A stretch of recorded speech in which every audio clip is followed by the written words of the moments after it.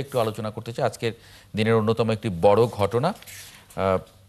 ৪৭তম BCS পরীক্ষার্থীরা আন্দোলন করছে লিখিত পরীক্ষা পেছানোর দাবিতে, এবং সেখানে আন্দোলনকারীদের ছত্রভঙ্গ করতে পুলিশের লাঠিপেটা, জলকামান এবং সেটা নিয়ে একটা পরিস্থিতি তৈরি হয়েছে।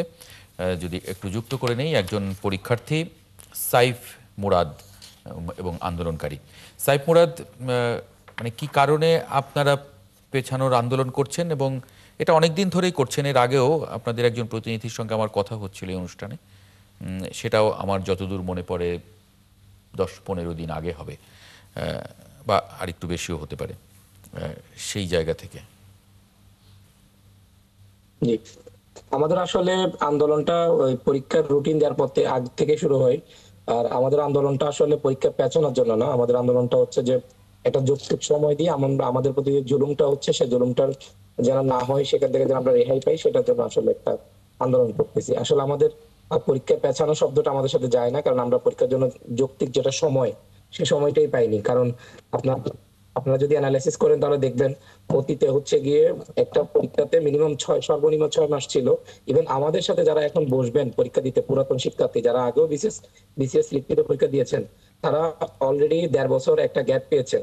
সরকার এই দেশের পরিস্থিতি পরিবর্তনের কারণে তারা 1.5 বছর ধরে একটা গ্যাপ পেয়েছেন। 1.5 বছর প্রিপারেশন নিয়ে মাত্র 3 মাস 3 আগে ওনারা পরীক্ষাটা দিয়েছেন, লিখিত পরীক্ষা। এবং ওনারা এখন আমাদের সাথে আবার এই বিসিএস লিখিত পরীক্ষায় বসবেন। তো আমার যিনি কম্পিটিটর, উনি যেহেতু অনেক লম্বা সময় ধরে প্রিপারেশন নিয়ে এসেছেন, এখন আমরা যারা নতুন শিক্ষার্থী, আমাদের জন্য সেটা দুইটা বিসিএস এর মাঝখানে গ্যাপ রেখে মাত্র 40 আচ্ছা, দিনের মতো সময়। মানে আপনাদের সঙ্গে কি কর্তৃপক্ষীয় কারোর কোনো কথা হয়েছে? মানে কেউ কি আপনাদের কথা হ্যাঁ, আমরা শুনছেন? একাধিকবার বিভিন্ন আমাদের চেয়ারম্যানের সাথে কাছে গিয়েছি, প্রাথমিকভাবে স্মারকলিপি দিয়ে এসেছি। উনি এটা কর্ণপাত করেনি। পরে আমরা ওইখানে আন্দোলন করেছি, উনি ওইখানে পুলিশ ডেকে আমাদেরকে পিটিয়েছেন, অনেক কয়েকজন আহত হয়েছিলেন। এরপর আমরা বিভিন্ন উপদেষ্টাদের বাসার ধারে ধারে গিয়ে বসেছিলাম, যে ছাত্র উপদেষ্টারা আমাদের স্বার্থ দেখবে বলে সরকারে এসেছিলেন, তাদের বাসার গেটে আমরা সকাল থেকে রাত পর্যন্ত বসেছিলাম ওনাদের সাক্ষাৎ পাওয়ার জন্য। পরে ওনাদের সাক্ষাৎ পাওয়ার পরে আমরা আরো বেশি হতাশ হয়েছি, কারণ ওনারা বলতে চাচ্ছেন সামনে একটা রাজনৈতিক দল ক্ষমতায় আসবে, তো ওনারা এর আগে এই এই লিখিত পরীক্ষা নিতে চান।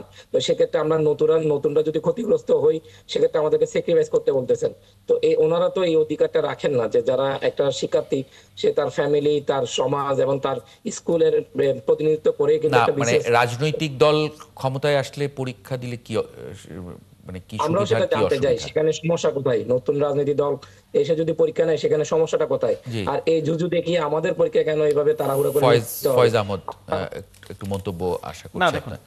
আমি যে প্রথম কথা হচ্ছে যে যে কোনো আন্দোলনেই তো আসলে একটা রেসপন্স আমি আশা করে আমি প্রথম বলি আন্দোলনকারীরা। যে আমার যে ভাই কথা বলছেন, আমি এই টোটাল বিষয়টা সম্পর্কে খুব বেশি অবগত নয়। তবে এতটুকু বলি যে আমার কমন সেন্স যেটা মনে করে যে বিসিএস পরীক্ষা, আমরা এক সময় আন্দোলন এরকমও দেখেছি, বিসিএস পরীক্ষা হচ্ছে না কেন, অনেক দিন সময় হয়ে যাচ্ছে, একটার পর আরেকটা হচ্ছে না কেন, সেই জন্য। তো ওনাদের একটা দাবি হচ্ছে যে এখন ওনারা মনে করছেন যে পর্যাপ্ত সময় পাননি সেটা। তো এইটা আসলে ঠিক কিভাবে অ্যাড্রেস করা যাবে, যারা এটার সঙ্গে, এই প্রক্রিয়ার সঙ্গে পিএসসি ইনভলভ, তারা দেখবেন। তবে একটা বাস্তবতা তো আছে, আমরা আমরা নির্বাচনের প্রস্তুতির মধ্যে যাচ্ছি। আবার আমরা অতীতে দেখেছি যে নির্বাচিত রাজনৈতিক সরকারের সময়ে যারা এই সিভিল সার্ভিসের জন্য হয়, তারা নানান ধরনের পরিস্থিতি মোকাবেলা করতে হন। সেসব বিবেচনা থেকে হয়তো ওনাদেরকে কেউ বলেছেন, কিন্তু এইটার প্রপার রেসপন্সটা পিএসসি আসলে ওনাদেরকে দিতে পারবেন। পিএসসি জানে কেন দ্রুত উনি যে পরীক্ষা অভিযোগটা নিচ্ছেন। করলেন যে মানে এই সময়ে একটা নির্বাচন, মানে একটা বিসিএস পরীক্ষা ওনারা নিয়ে যেতে চান, পরে না না, নির্বাচিত নিয়ে যেতে সরকার চান আসলে। বিষয়টা তা না, হয়তো এভাবে বলেছেন, যেটা আমি ওনার আলোচনা থেকে বুঝলাম যে বিসিএস, এখন এই আলোচনাটা একটু অন্য জায়গায় যেতে হয়, যে এই সমস্ত সিভিল সার্ভিসের এই পরীক্ষাগুলির মধ্য দিয়ে আমাদের রাজনীতিতে নানান ধরনের অপকর্ম ঘটেছে। তো তো এই সময় একটা বেটার পরীক্ষার মধ্য দিয়ে, এটা ওনাদের স্বার্থেই, এটা জাতির স্বার্থেই, একটা যদি টোটালি নির্দলীয় রাজনৈতিক বিবেচনার ঊর্ধ্বে উঠে এসে কিছু মানুষকে সিভিল সার্ভিসে নিয়ে আসা যায়, যারা এখন থেকে 10 বছর, 20 বছর, 30 বছর পর প্রশাসনের সর্বোচ্চ জায়গায় নেতৃত্ব দিবেন, সেই জায়গায় হয়তো বিবেচনা করে কেউ বলে থাকতে পারেন। আচ্ছা, কিন্তু এটা এই বিষয়ে আলটিমেটলি আমার একটু কথা ছিল। এটা আলটিমেটলি কোনো সিদ্ধান্ত নয়। এই জন্য জি, আমি বলছি যে বিষয়টা সম্পর্কে আমি খুব বেশি অবগত নয়। তবে আপনি যে নিউজ পেপারের হেডলাইনগুলি নিয়ে কথা বলছিলেন, সেখানে আমি একটা ছোট্ট জায়গায় একটু রেসপন্স করার ব্যাপার আছে। একটা জায়গায় একটা কাগজের হেডলাইনে দেখছিলাম যে লটারির মাধ্যমে যে এসপিদেরকে রিশিডিউল করা হলো বা তাদের নতুন পদায়ন, সেটা নিয়ে জামাতের দাবি মেনে নেয় বা জামাতের ফর্মুলা, বিষয়টা কিন্তু ঠিক নয়। খেয়াল করুন আপনি যে গত না, জামাত গত লটারির নয়- কথা বলেছিল। গত 9 জুলাই, জামাত লটারির কথা বলেনি আগে, যে গত 9 জুলাই প্রধান উপদেষ্টা লটারির কথা বলেছেন। গত 9 জুলাই খেয়াল করুন। জামাত সাম্প্রতিক সময়ে ইলেকশন কমিশন এই ডিসি অ্যাপয়েন্টমেন্টের পরে ইলেকশন কমিশনের গিয়ে লটারির কথা বলেছেন। আর আইন শৃঙ্খলা বাহিনীর সদস্যদেরকে লটারির মাধ্যমে অ্যাপয়েন্টমেন্টের বিষয়ে গত 9 জুলাই আইন শৃঙ্খলা বাহিনীর সদস্যদেরকে নিয়ে, হোম মিনিস্ট্রির অফিসিয়ালদেরকে নিয়ে, ইলেকশন কমিশনের অফিসিয়ালদেরকে একটা মিটিংয়ে এটা প্রধান উপদেষ্টা বলেছেন। সুতরাং এটা জামাতের কোনো আইডিয়া নেই, এটা সরকারের বহু আগের একটা সিদ্ধান্ত। এটা করার ক্ষেত্রে সরকার কিছু ক্রাইটেরিয়া মেনটেন করেছে, জি। কয়েকটা লেয়ার তৈরি করা হয়েছে এলাকা ভিত্তিক, সেই লেয়ারের ভিত্তিতে করা হয়েছে। সুতরাং এটাকে যদি একটি রাজনৈতিক দাবির সঙ্গে এভাবে মিলিয়ে করা হয়, এটা মানে একটা স্বচ্ছ এবং ফেয়ার ইলেকশনের জন্য সরকারের যে উদ্যোগ, সেটাকে এক ধরনের প্রশ্নবিদ্ধ করার চেষ্টা আচ্ছা, আসলে। সাইফ মুরাদ কিছু বলতে চেয়েছিলেন বোধহয়। জি, উনি যেটা বলতে চাচ্ছেন যে বিসিএস এর যে পরীক্ষা হচ্ছে না সেটার জন্য আন্দোলন হতো, সেটা হচ্ছে যে যখন অনেকদিন গ্যাপ দিয়ে প্রিলিমিনারি বা একটা নতুন বিসিএস আসতো না, তখন হচ্ছে গিয়ে এই আন্দোলনটা হতো। কিন্তু আমাদের এই প্রিলিমিনারিটা কিন্তু আমাদের থেকে 2 বছর সময় নিয়েছেন। আমাদের হচ্ছে গিয়ে গণঅভ্যুত্থানের কারণে কিন্তু আমাদের ওই বছরটাতে কোনো সার্কুলার আসেনি। তো নভেম্বরে একটা সার্কুলার দেওয়ার পরে সেই পরীক্ষাটা ম্যাথে হওয়ার কথা ছিল। সেই পরীক্ষাটা ক্রমান্বয়ে 3 দফায় পেছাতে পেছাতে সেপ্টেম্বরের 19 তারিখ গিয়ে পরীক্ষাটা অনুষ্ঠিত হয়। তো একজন শিক্ষার্থী গণঅভ্যুত্থানের আগ থেকে যদি সে বিসিএস এর জন্য একটা ফোকাস করে পড়াশোনা শুরু করে, তার জীবন থেকে কিন্তু 2 বছর চলে গেছে।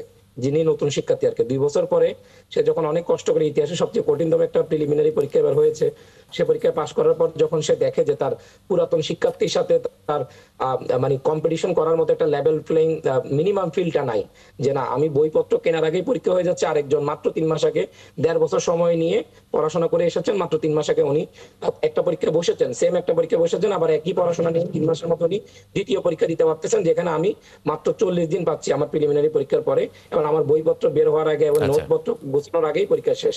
তো এরকম নিশ্চয়ই, তাড়াহুড়ার কোয়েশ্চেন করে ওনারা নিশ্চয়ই হয়তো একটা ফেয়ার কয়েকজন নিয়োগের কথা বলতেছেন। একটা সেক্ষেত্রে নতুন শিক্ষার্থীর যে অধিকাংশ শিক্ষার্থী আছেন, তারা একটা জি, পরিষ্কার হচ্ছে। নিশ্চয়ই এটার একটা যৌক্তিক উত্তর আসলে পাওয়া যাবে। না, এখানে একটা মানে ওনাদের দাবির পিছনে কিছু ইমোশনাল ইস্যুজ আছে, হ্যাঁ, এটা আমরা definitely, ইগনোর করতে definitely, পারছি এবং না। So, সেগুলো আসলে আপনি address emotional করাও issues আছে, প্রয়োজন। এটা অ্যাড্রেস নিশ্চয়ই আমার ধারণা যে কাউকে, যেমন আপনাদের সামনে আবার অপশন আছে, যারা জি। গতবার পরীক্ষা আমাকে বসে শেষ এবার করতে বলা হচ্ছে। হচ্ছে যে একটা নিউজ শুরু হবে। অনেক ধন্যবাদ সাইফ মুরাদ এবং ফয়েজ আহমদ আপনাকে যুক্ত হবার জন্য আজকে 71 জার্নালে।